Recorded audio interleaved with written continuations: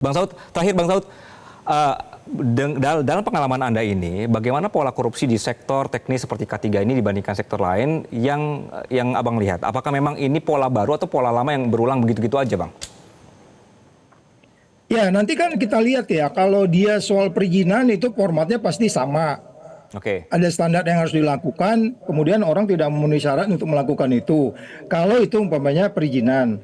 Kalau itu umpamanya kerugian negara, itu kan pasti ada apa namanya perbuatannya kalau pasal 2 pasal 3 ya. Kalau yang ini saya kurang paham apakah nanti pasal 12 ya dalam hal ini, karena tadi ada narasi pemerasan ya. ya, ada. Mas Anggi ada dengar nggak narasi itu? Ada Pak, ya. Jadi itu nanti pasal 12 itu nanti akan bisa kita lihat. Jadi sekali lagi itu pemberatannya di situ nanti.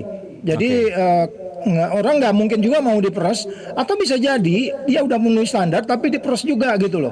Nanti kita lihat oke, deh, expose-nya kita tunggu beberapa jam lagi ke depan. Jadi maksud baik. saya gini, kalau mau Anggita ditanya bagaimana di tempat-tempat lain, kalau formatnya perizinan memang selalu begitu.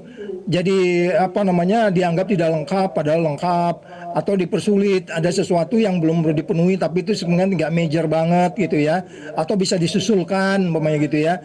Kalau umpamanya dia sudah mau pasang pemadam kebakaran, sudah tinggal install, atau barangnya masih di Tanjung Priok karena itu umpamanya pemadam kebakaran zat kering, yang kering itu ya kan, itu ada pemadam kebakaran yang basah, yang kering dan seterusnya.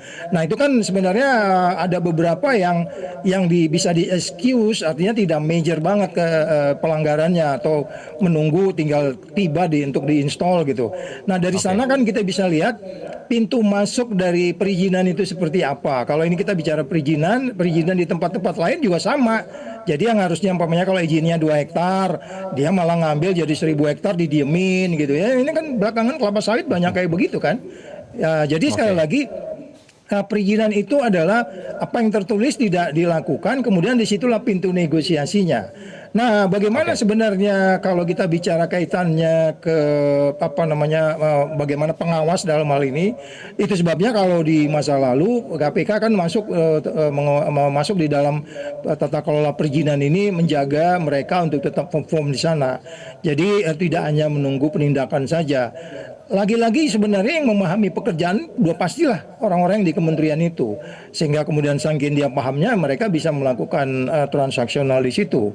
Jadi banyak soal perizinan ini sebenarnya lebih kepada katakanlah sesuai nggak standar atau tidak. Standar yang Oke. dimediakan pemerintah apa, kemudian mereka tidak memenuhi, mungkin apa alasannya, umpamanya kalau izin gangguan, kalau yang paling simpel gitu ya. Nah, izin lingkungan, ya lingkungannya sudah menyetujui, itu kan sesuatu yang bisa dicapai sebenarnya. Tapi selalu lagi sangat common, walaupun dipenuhi juga izin-izin itu, tetap aja harus ada transaksional. Nah, ini nanti yang akan bisa kita lihat, yang akan memberatkan kalau kita bisa lihat nanti detail-detailnya. Padahal seseorang itu sudah memenuhi usahanya, industrinya, perusahaannya, tetapi masih diminta juga. Nah, ini kita nggak bisa membayangkan seperti apa sebenarnya perilaku transaksional di kementerian. Dengan asumsi kita tidak berpikir juga di kementerian lain bersih loh dari perilaku-perilaku transaksional seperti ini. Gitu, Anggi.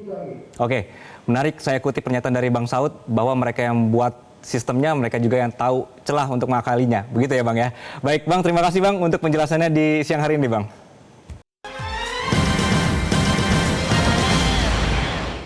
Jelajahi cara baru mendapatkan informasi. Download Metro TV Extend sekarang.